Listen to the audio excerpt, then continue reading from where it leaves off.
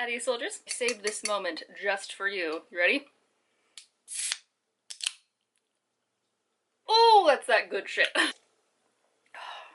God, I love root beer so much. We made it to June! Happy Pride Month, everybody! June also happens to be my birthday month, so just right now, be warned, there will be a massive birthday book haul at some point because, have you seen the June lineup? Like, oh, there's some winners on there and I want to buy all of them. Today we are talking about May, and I read so much in May. I'm so excited to talk about this, like, small Eiffel Tower of books. Well, it's more like the Leaning Tower of Pisa with how tall it is. I'm on a sugar high. I have enough eyebrow gel in to drown a small fish, and I have a feeling that this video is going to be documentary length. Grab a drink, grab a snack, buckle up, bestie. We're gonna do a May reading wrap up. In May, I read 9 books, and we're gonna be talking about them in no particular order, but the one I want to start with first is this big boy, which is Realm Breaker by Victoria Aveyard. This fantasy novel, she's thick with 3 C's, and I enjoyed every word of this. We have a ragtag band of heroes who needs to save the ward from this mad magician and his assistant who are ripping holes in reality and bringing other dimensional monsters through. We have an incredibly smart main character, we have an immortal warrior, we have an assassin who I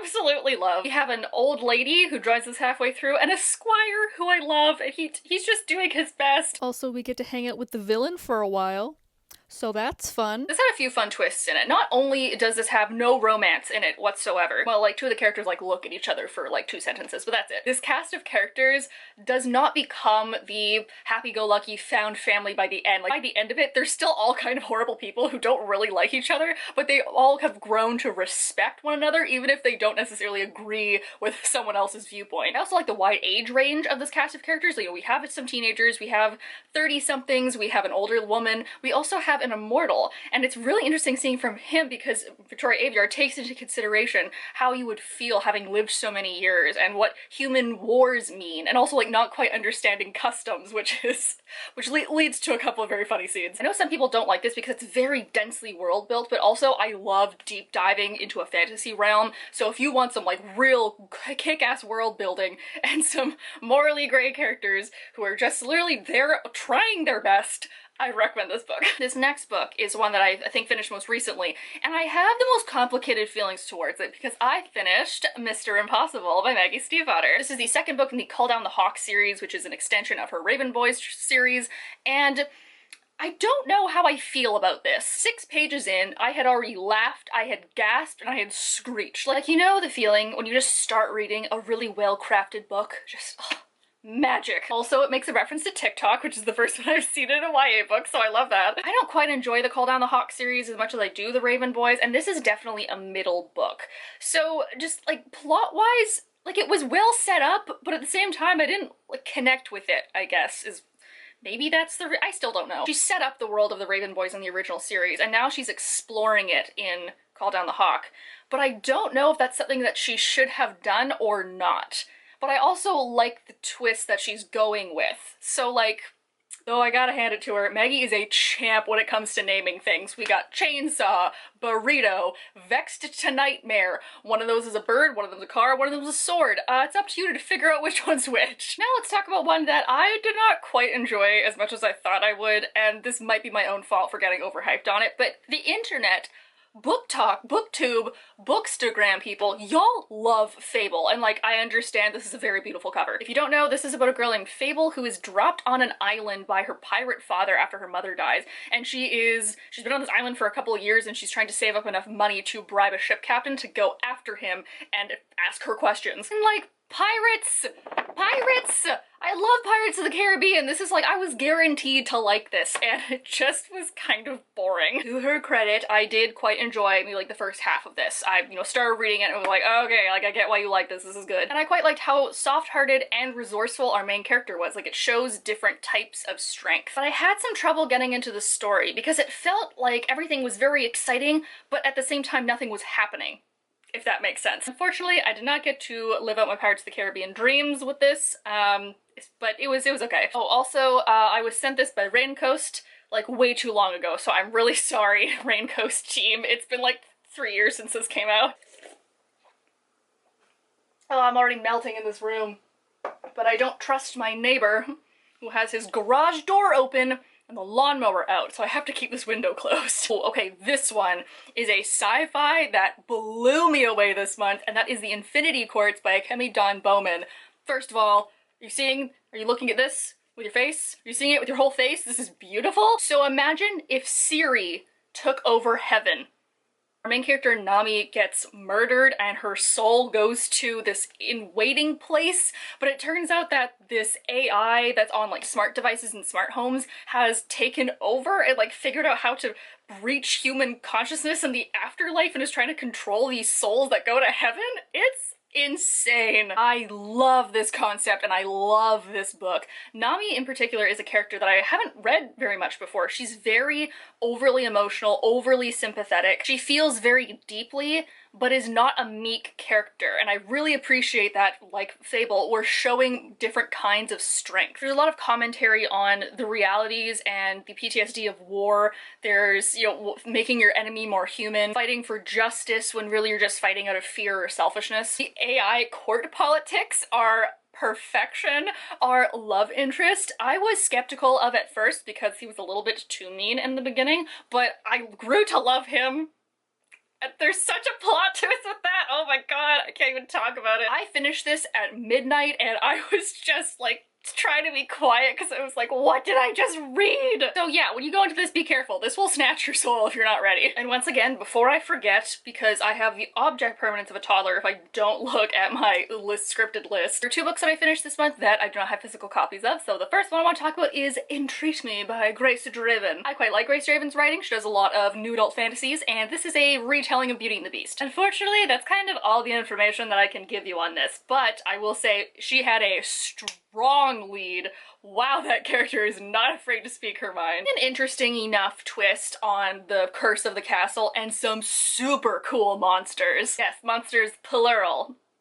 You'll have to read that to find out why. I don't know what else to say about this. I'm like, it was a Beauty and the Beast retelling. That was like a little different than normal. If you want that, if that's something that you're looking for, here you go. And next up on this list is a graphic novel that I partnered with Raincoast to do a giveaway with on my Instagram and my TikTok, so some of you probably will have already seen it. Thank you everybody who participated. And that is Cyclopedia Exotica by Aminder Dhaliwal. This is a series of satirical comic strips that are being brought together and published as a graphic novel that gives commentary on this society of Cyclops as a parallel to commentary on our own world about like feminism, motherhood expectations, societal expectations of marriage, mixed relationships, discrimination in marginalized communities. Like, this book does a lot and it was fantastic. It was surprisingly deep and it had that dark, smart humor. I would say these are 16 plus, not necessarily because of like sexy times, but more just because of like an adult reading this is going to gather different things than a teenager reading this. But I also love all the classical mythology references that are in this, including some of them that are canon to this universe. Oh, it's so great. My literature student heart warms. I don't read a lot of graphic novels, it's just not my preferred medium, but I really enjoyed this one. And now that it is Pride Month, let me recommend a fantastic book for all the Bs of the LGBTQIA+ community, and that is Cool for the Summer by Dahlia Adler.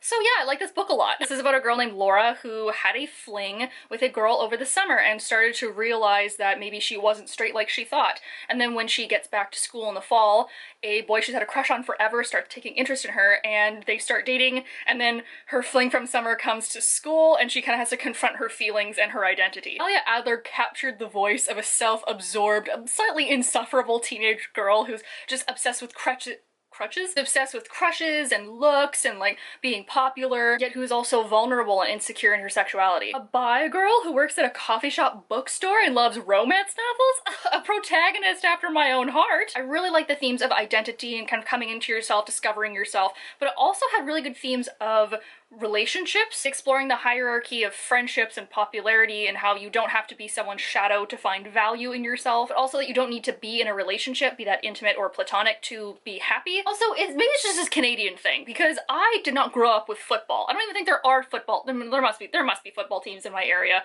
but like, what is the American obsession with football? I don't understand it. Every high school book I've ever read that takes place in America has a football team. Is this normal? I guess in Canada we have hockey teams for everything, so is that the equivalent? Americans, let me know. So like, fun, gay, summertime book, but also some surprisingly deep and important life lessons.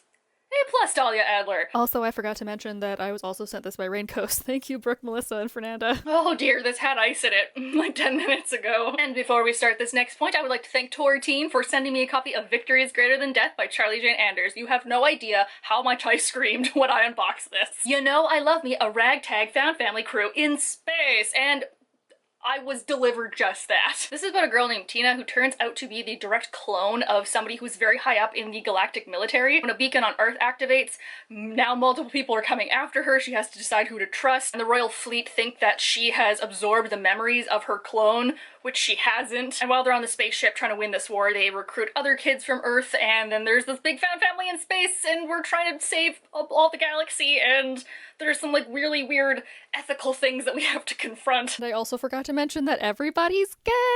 Also, you think this is gonna be just like a, ooh, aliens found family, this is fun, but then you get on the warp drive at the end of this and it just goes whoosh through the rest of the plot and it does not stop. This is a little bit harder of a sci-fi than regular YA sci-fi books, but I think this is also a good crossover for people who maybe want a little bit more than YA but aren't quite ready to dive into like Ring World or like, what's another sci-fi book? The Expanse by James A. Corey. You know, like, you want something in between? Maybe check this one out. Okay, now we're at the last book.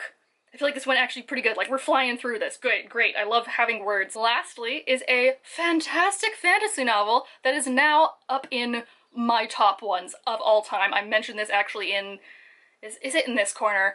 I think, of my favorite female fantasy authors. May I joyfully and highly recommend The Bone Shard Daughter by Andrea Stewart. In case you didn't notice, I kind of have a thing for bone magic. This is about an empire where the emperor will sketch commands onto shards of bone that are taken from the human populace and then makes these creatures out of them. And we follow three main characters: the emperor's daughter, who's trying to learn this bone shard magic but has issues with her own memory. We have a smuggler thief who's trying not to be that but ends up that anyway, and a lady who is high in the military. And when their island nation starts breaking down, we start to see all of the repercussions of bone shard magic, and now all of them has a different motive to want to end the emperor. This is a world that's built off of multiple kinds of Asian folklore and Asian geography, and it is a super cool world. There are islands that migrate and sometimes just disappear. There are really cool creatures, both the bone shard constructs and other. A diverse and complex cast that have equal amounts of screen time and development. Oh, that is the way to my heart, truly. Her writing keeps you on the edge of each chapter, and it gives that good creeping realization of both the characters and the reader. And from the midpoint onward, it was just twist after twist after twist. I'm pretty sure I also stayed up till like 1:30 in the morning finishing this, because it was like, are you serious? And then what a cliffhanger! Oh my god, I'm so mad. Like, I am about to act up if I don't get the sequel to this soon. So yeah, I just like accidentally found one of my new favorite fantasy novels. Fancy that. Oh my god, it's so hot. Summer, why? Please let me know down below what books you read this May, what you enjoyed, maybe what you didn't. I feel like I'm on a pretty good streak. Like, all of these I really enjoyed, so fingers crossed that that's not like terrible foreshadowing for June. Also, please leave your LGBTQIA+ recommendations down below in the comments, because I feel like I find a lot of them are contemporaries, and I don't read contemporaries very often, but I feel like I should expand my horizons and I'm willing to make that sacrifice. I just love giving queer people obscene amounts of money. You know what? I'm pretty happy. We made it through the video and my camera only overheated twice. Not bad. You know where to click to like the video, you know where to click to subscribe. I hope you guys are all having a nice day wherever you are, and I will see you all next week. Bye!